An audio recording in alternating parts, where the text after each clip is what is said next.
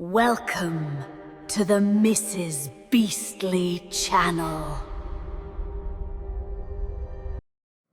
Moon Chronicles Chapter 20 The Blood Key's Price. The air in the alley didn't feel like air anymore. It felt thick with the metallic tang of blood, the cloying sweetness of decay, and beneath it all, the faint, coppery aftertaste of fear. Not just mine. Hers, Rhonda's. We'd made it. Barely.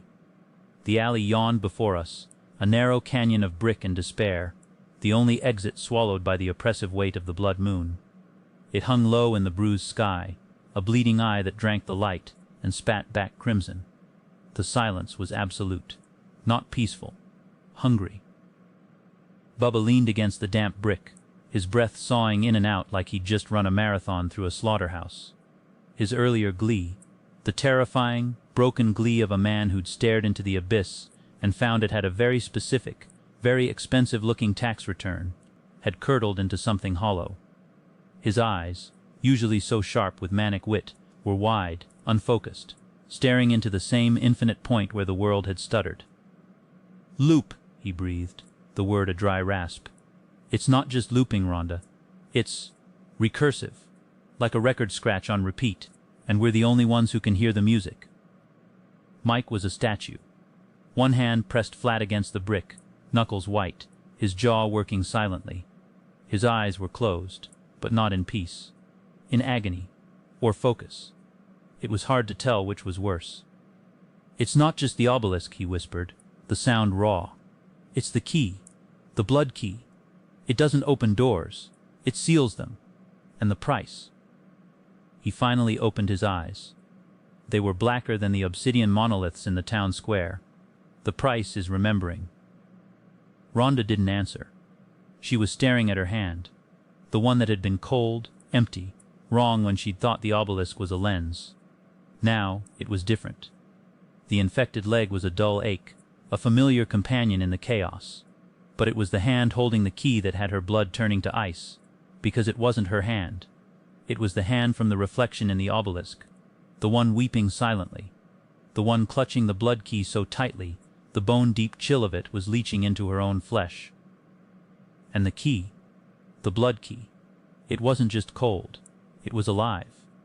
It pulsed in time with her own frantic heartbeat, a slow, thudding rhythm that wasn't human, and it was getting heavier, so heavy, like it was filled with the weight of every life, every scream, every moment of terror that had ever happened in this cursed town, all compressed into a single, terrible truth. "The price, Rhonda." Bubba's voice was suddenly close, raw with a fear that wasn't his own. "You okay, Doc? You're white as a ghost."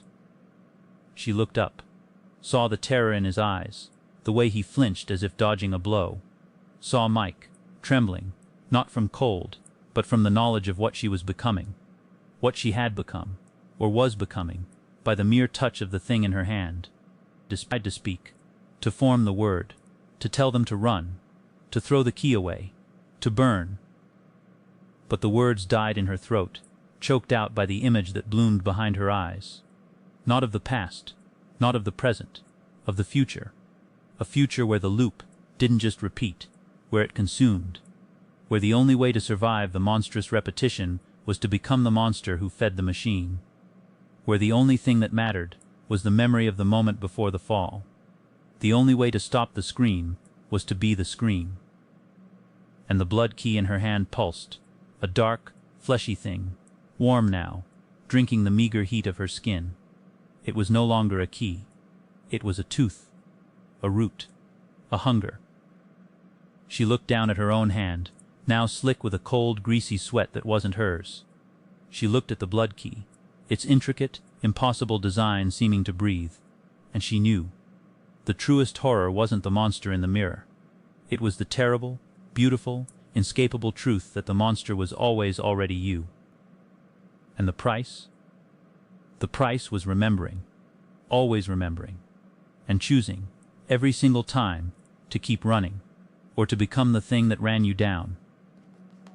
The blood moon pulsed, a final, terrible sigh against the city's broken spine. And in the suffocating silence of the alley, Rhonda smiled, It was a smile that held no warmth, only the terrible, beautiful, hungry acceptance of a promise kept, and a price that would never be repaid, only paid forward, again and again, until the universe itself broke. Please stay tuned for the next installment of Moon Chronicles. Oh, by the way, don't forget to like, share, and subscribe. I'll see you soon, my friends.